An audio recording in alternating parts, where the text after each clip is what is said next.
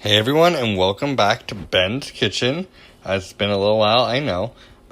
Today I'm going to show you something that I've already made before, and it's probably the most beautiful thing I've ever made, and that is my apple rose tartlets. So this is kind of a long process, so I hope you stick with it. Hopefully it won't be too long on video. A lot of it will require two hands, but they're really beautiful, amazing. They'll impress anyone if you decide to make them. So I'm excited to show you how I do this. And first step here, which is what you're looking at, is making some homemade caramel. Yum. So in here is 1.5 cups of white sugar, 1 cup of water, a 1/2 cup of light corn syrup, and that's it. Yeah. And so now it's all dissolved together, as you can see. And I kind of put on medium-low heat. And so now I'm going to turn it up, and I'm just going to let this boil for a while, brushing the sides with this pastry brush that's in this exhaust filled with a little bit of water until it becomes like basically almost burnt, kind of on that edge. That's why I really like caramel. You can make it a lighter caramel sauce if you want, but I like it to have a little bit of bitterness in it. I think gives it more kind of flavor and it's more interesting. And at that stage, once it's all done and I put in the heavy cream, I'm going to add in the salt and the vanilla. So as you can see now, it's at a rolling boil. It didn't take very long. And basically what happens when you make caramel is that all of the water has to boil off. And then once that happens, the temperature can raise enough that the sugar can actually start to caramelize. And so it basically becomes this liquid sugar that then starts to break down and get toasted and start something called a Maillard reaction. And that creates a lot of different types of flavor compounds. It carbonizes a little bit. And that's something that humans are actually adapted to really like that flavor. That's why we really like a good sear on a steak. That's why we like toast. That's why we like a lot of things that we cook. It's because when we cook it, it tends to unlock some nutrients. It tends to be safer to eat, so we've kind of adapted to like that flavor. So yeah, that's what you get when you make caramel. So, funny story, I messed up. This is the caramel I was making, or caramel. Actually, this is just caramel. Caramel is once you add in the heavy cream. And as you can see, it got burnt. So always know where the heavy cream and everything you need to use is, because it was literally fine. And then I didn't know where the heavy cream was, so I had to go find it, and I was gone for like 30 seconds, and this happened. I'm serious. So, don't do this. It's really pretty, but it won't taste very good. Yum. Just kidding. Not yum. So while the second batch of caramel is going, I'm going to start making the tart dough. And so in here is water, oil, canola oil, some sugar, and butter. And so I'm going to cook this until it starts to brown around the edges with the butter for about 15 minutes at 410 degrees, which I know is a weird degree, but it's originally a French recipe, and so they just try to transfer Celsius to Fahrenheit. 400 would probably work. 425 would probably work. And then once that's all done, I'm going to dump this, which is just flour and a little bit of salt into it, and mix it. And this is like a great tart dough recipe. I love it. It's the only one I've ever used because it holds up. It doesn't get a soggy bottom because it's already kind of cooked a little bit. And it's just great. It has a good flavor. It's kind of short, like a short crust. Super good. So that's the color I'm looking for. You see it's really dark. You could probably go for a little bit longer, but I'm not going to risk it. I don't want to burn it again. And so now I'm just going to pour in the cream and kind of watch out, because once the cream goes in, it's going to bubble a whole lot. So here it is, almost all done. Last things last. I don't think that's a phrase, whatever. I'm going to add in a little bit of vanilla. I'm going to add a little more than that. And some of the salt here. So here it is, all done with the salt and the vanilla added. And now I'm just waiting on the crust to come out, or the dough to make that. And then I'm going to start with the whole process of making the apples, which will be in there. And there's a little bit of filling that goes into the little tartlet shells before I actually put the apple roses in it. Yeah. So here I have some pink pearl apples that I got at the Portland Apple Fest. They're organic, that's kind of why they're so small. And usually with this, I would want to use something with a nice red peel. As you can see, these don't have it. But I wanted to give these a shot. They're supposedly pink on the inside, and they taste really good, and they're actually good for baking. So that's why I chose them. And as you can see with this bigger one, it has a little pink hue to it. So I'm excited to see what these look like. They will be delicious either way. So this is how I make the apple roses, or at least the first step. So as you can see, I got this really thin piece. It's not very flexible yet, but we'll solve that soon. And I have my mandolin set basically on the thinnest setting possible to get these full slices.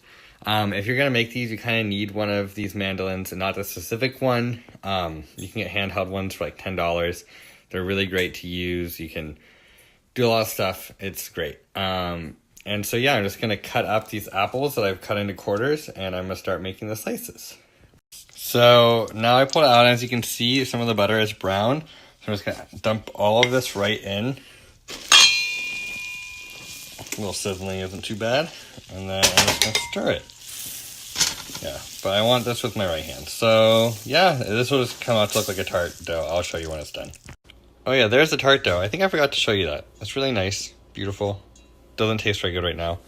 So here is this whole thing of all of these apples. As you can see, they're very thin. They kind of get stuck together. That's totally fine. Don't worry about it. Most of the flavor is going to actually come from the sauce that we put in the bottom of it. So yeah, don't worry. But to this, I'm going to be adding some cinnamon, some vanilla extract, and some nutmeg, and also some salt. And so for cinnamon, I'm just going to do like maybe a teaspoon. These are a quarter teaspoon each of cinnamon, just to make sure it really gets in there. And then yeah, so there's all that. And then I'll just do a few, like a little dash of the vanilla. That's probably good. And then I'll do some grates of nutmeg, probably like a quarter teaspoon of nutmeg. Oh, also to this, I said I'm gonna add salt and also some white sugar, no brown sugar. So here's this, and so I'm just gonna add in a little bit of white sugar. You don't really want too much, because these are plenty sweet already. But yeah, just a little more to add that goodness. And I'm also gonna add in a little bit of lemon juice. So yeah, and then I'm gonna microwave this until they're pliable and can be manipulated easily. And I'll let you know about how long that takes. I'll do it in 30-second increments with the lid on. So as you can see, they're all done. I microwaved them for, let's see, 2 minutes and I think 15 seconds. And as you can see, they're very flexible. There's some thick ones in here, so I won't use those, but like it's very flexible. So that's imperative to this. And so now I'm basically gonna stack these all together, and I'm gonna start making the apple roses. But before I do that, I have to make the little filling, and I also have to shape and bake the pastry shells for a little bit. All right, thanks. So now I'm making a little bit of filling, and so in here is applesauce and some of that caramel sauce. I'm just gonna mix that all together. I'm probably gonna add some more caramel than there is in this currently. And then I'm gonna add a little bit of flour just so it thickens up. And then maybe some spices. I haven't decided yet, but maybe we'll just keep it clean with the flavors. So probably no spices actually. All right, looking good. I bought store-bought applesauce, unsweetened. You can also make your own, it's pretty easy. And yeah. So here's that all mixed up. And then over here is what I'm starting with. So this will become an apple rose. So as you can see, I've laid all the slices out after they've been cooked. And now I'm just gonna roll them up, and then I'll roll this into another one and make it until it becomes the size of the tarts. So as you can see here, this is what that little bit looks like rolled up. It's like a little tiny rose. So now I'm just gonna lay on another line and roll this up in that line.